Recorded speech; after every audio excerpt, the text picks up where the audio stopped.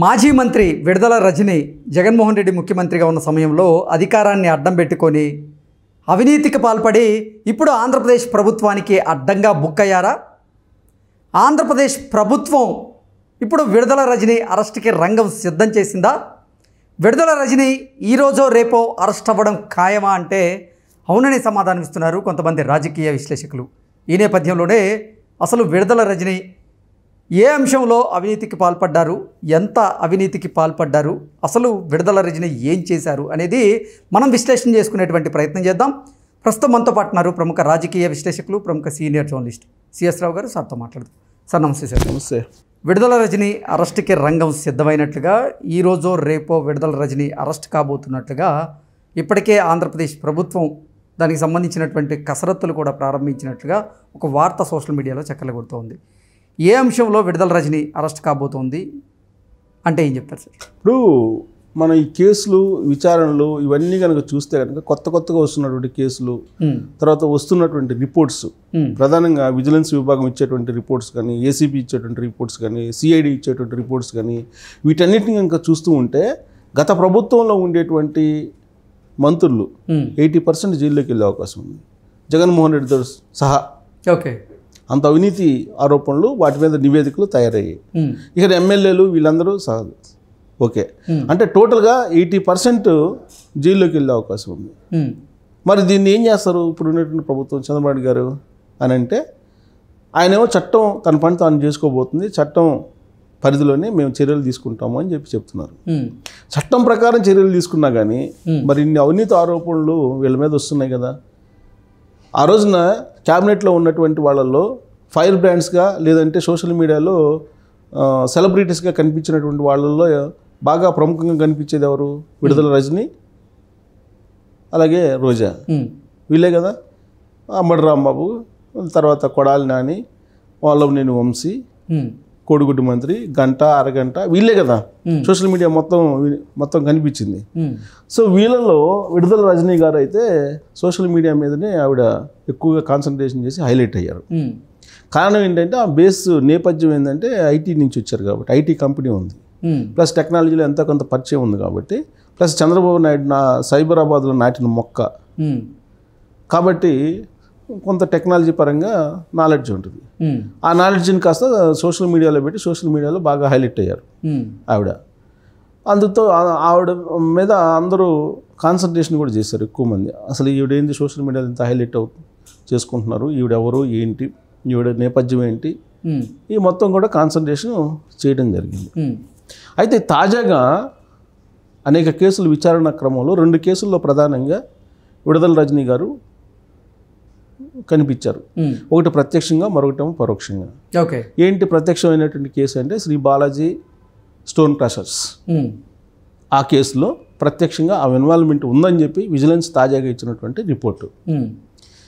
ఆ రిపోర్టు ప్రకారం ఈవిడ మంత్రిగా ఉన్నప్పుడు శ్రీ బాలాజీ స్టోన్ క్రషర్స్ యాజమాన్యాన్ని బెదిరించి డబ్బులు వసూలు చేసేటువంటి ప్రయత్నం చేశారు. ఆవిడ పిఏ ఫోన్ చేసి 50 కోట్లు డిమాండ్ చేశారు.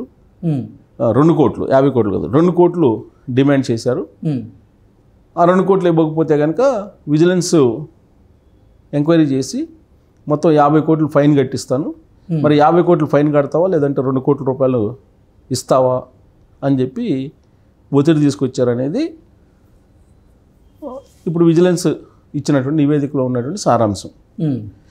యాక్చువల్గా శ్రీ బాలాజీ స్టోన్ క్రషర్స్ వాళ్ళు దాదాపు 3 నెలల క్రితమే కంప్లైంట్ ఇచ్చారు.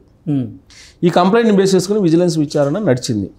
విజిలెన్స్ విచారణలో ఇచ్చినటువంటి నివేదిక ప్రకారం ఈవిడ 2 కోట్లు డిమాండ్ చేసినటువంటి మాట వాస్తవమే, ఆమె పిఏ వీళ్ళు బెదిరించినటువంటి మాట వాస్తవమే అని చెప్పి రిపోర్ట్ ఇచ్చారు. దాంట్లో 10 లక్షల రూపాయలు విజిలెన్స్, ఆ రోజున విజిలెన్స్ ఇన్ఛార్జిగా ఉన్నటువంటి ఆ డివిజనల్ ఇన్ఛార్జిగా ఉన్నటువంటి జాషువా ఐపీఎస్ 10 లక్షలు. ఫస్ట్ రజనీ పిఏ ఫోన్ చేస్తే స్పందించలేదు, రాలేదు. ఆ తర్వాత జాషువా ఐపీఎస్ విజిలెన్స్ ఇన్ఛార్జిగా ఉన్నట్టు ఆయన, రీజనల్ ఇన్ఛార్జిగా ఉన్న ఆయన ఎంటర్ అయ్యారు. ఎంటర్ అయ్యి ఆయన స్టోన్ క్రషర్స్ దగ్గరికి వెళ్ళి ఆ బాలాజీ స్టోన్ క్రషర్స్ వాళ్ళని బెదిరించి మీరు 2 కోట్ల రూపాయలు ఆవిడకి ఇచ్చేసి మీరు రన్ చేసుకోండి, లేదంటే 50 కోట్ల రూపాయలు ఫైన్ కట్టాల్సి వస్తుంది, మీ దాంట్లో అవకతవకలు ఉన్నాయని చెప్పి బెదిరిస్తే 2 కోట్ల రూపాయలు ఆవిడకి ఇవ్వడంతో పాటు 10 లక్షలు ఆవిడ పిఏకి, 10 లక్షలు జాషువాకి ఇచ్చినట్టు ఫిర్యాదు చేశారు. ఆ ఫిర్యాదు మీద ఎంక్వైరీ చేస్తే నిజమే అని చెప్పి తాజాగా విజిలెన్స్ నివేదికలో బయటపడింది. సో ఇప్పుడు ఏం చేయాలి? మాజీ మంత్రిని విడుదల రజనీ గారిని ఏం చేయాలి? చట్ట ప్రకారం చంద్రబాబు గారు చెప్పిన దాని ప్రకారం జాషువా గారిని ఏం చేయాలి? పిఏని ఏం చేయాలి?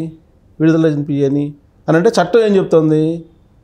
చట్టం ప్రకారం చేస్తే ఈమెను అరెస్ట్ చేయాలి, ఆ జాషువా గారిని సస్పెండ్ చేయాలి ఇమీడియట్గా, ఆ పిఏని అరెస్ట్ చేయాలి. ఇంతే కదా చట్ట ప్రకారం చేస్తే. మరి చట్ట ప్రకారం చేస్తారా? చేసే అవకాశం ఉందా అని అంటే పాత కేసులు సిఐడి కేసులు కానీ ఇవన్నీ ఎంక్వైరీ జరుగుతున్నాయి కదా, ఈ కేసుల్లో ఎవరిని కూడా పెద్దిరెడ్డి రామచంద్రరెడ్డి గారిని కానీ లేదంటే శివరెడ్డి భాస్కర్ రెడ్డి గారి కుమారుడు రోహిత్ రెడ్డి గారిని కానీ వీళ్ళు ఎవరిని అరెస్ట్ చేయలేదు కదా ఇప్పుడు ఉన్నటువంటి ప్రభుత్వం. లాస్ట్కి ఆర్జీవీ గారిని కూడా అరెస్ట్ చేయలేకపోయింది. సో కాబట్టి చట్ట ప్రకారం అయితే అరెస్ట్ చేయాలి, సస్పెండ్ చేయాలి జాషువాని. కానీ ఇప్పుడు ఉన్నటువంటి ప్రభుత్వం విజిలెన్స్ రిపోర్ట్ని అయితే తెప్పించుకుంది, విజిలెన్స్ రిపోర్ట్ని అయితే స్టడీ చేస్తుంది. ఫర్దర్గా ఏం చేస్తారనేది మనం వేచి చూడాలి. ఒకటి. రెండు, పరోక్షంగా ఏ కేసులో విడుదల రజనీ గారు ఇన్వాల్వ్ అయి ఉన్నారు అనే దాన్ని ప్రస్తావించుకుంటే త్రిపుల్ కేసు. త్రిపుల్ కేసులో ఏమైంది? ఆ రోజున త్రిపురాలను తీసుకెళ్ళి అక్కడ 3rd డిగ్రీ ప్రయోగించారు. 3rd డిగ్రీ ప్రయోగించారా లేదా అనే దాని మీద కోర్టుకి సబ్మిట్ చేయడానికి, కోర్టుకి ఇవ్వడానికి వైద్య నివేదికలు కావాలి. ఈ వైద్య నివేదికలు ఇచ్చేటువంటి క్రమంలో అక్కడ ఉన్నటువంటి డాక్టర్ ప్రభావతి గారు ఆ రోజున గుంటూరు ఆసుపత్రికి సంబంధించి, ప్రభుత్వ ఆసుపత్రికి సంబంధించినటువంటి ఆవిడ ఇన్ఛార్జి, ఆవిడ ఇచ్చినటువంటి సర్టిఫికేట్లో నివేదికల్లో ఏముంది? 3rd డిగ్రీ ప్రయోగించలేదు అని చెప్పి ఇచ్చారు. అది తప్పు అని చెప్పి మిలిటరీ హాస్పిటల్ చెప్పింది. ఆవిడ ఇచ్చినటువంటి రిపోర్ట్స్ తప్పు అని చెప్పి హైదరాబాద్లో ఉండేటువంటి, సికింద్రాబాద్లో ఉండేటువంటి మిలిటరీ హాస్పిటల్ ఇచ్చింది. ఎంక్వైరీ చేస్తే ఏం బయటపడింది? నిజమేను 3rd డిగ్రీ ప్రయోగించారు, తప్పుడు నివేదికలు ఇచ్చింది గుంటూరు ప్రభుత్వ ఆసుపత్రి అని చెప్పి తేల్చారు. అంటే దానికి బాధ్యులు ఎవరు? డాక్టర్ ప్రభావతి గారు. డాక్టర్ ప్రభావతి గారి మీద ఒత్తిడి తీసుకొచ్చింది ఎవరు అంటే ఆ రోజున వైద్య ఆరోగ్య శాఖ మంత్రిగా ఉన్నటువంటి విడుదల రజనీ గారు అనేది ఇప్పుడు వాంగ్మూలంలో డాక్టర్ ప్రభావతి గారే లీక్ చేసినట్టు వస్తుంది. ఆ కేసుకు సంబంధించిన విచారణ ఇప్పుడు ప్రస్తుతం కొనసాగుతోంది. ఓకే. మరి ఆ కేసులో మరి విడుదల రజనీ గారి పేరు వినిపిస్తే ఆ కేసులో ఆవిడని పిలిచి అయితే విచారించాలి కదా. మంత్రి హోదాలో ప్రెజర్ చేసి డాక్టర్ మీద తాను అనుకున్న విధంగా మెడికల్ రిపోర్ట్స్ తెప్పించారంటే ఆ కేసులో విచారణ కూడా ఫేస్ చేయాలిగా రఘురామకృష్ణరాజు గారి కేసులో. కాబట్టి పరోక్షంగా ఇక్కడ కనిపిస్తున్నారు, ప్రత్యక్షంగా శ్రీ బాలాజీ స్టోన్ క్రషర్స్ కేసులో కనిపిస్తున్నారు. 2 కేసులకు సంబంధించిన నివేదికలు ప్రభుత్వం దగ్గర ఉన్నాయి. ఏ నివేదికను ఫైనల్ చేసినా కానీ ఈవిడ అరెస్ట్ కావాలి. ఓకే. ఐపీఎస్ జాషువా సస్పెండ్ కావాలి. ఓకే. ప్రభావతి డాక్టర్ ఆవిడే సస్పెండ్ కావాలి. మరి ఏం జరుగుతుంది, ఈ ప్రభుత్వం ఏం చర్యలు తీసుకుంటుంది అనేది మనం చూడాలి. Okay sir, thank you so much. Thank you.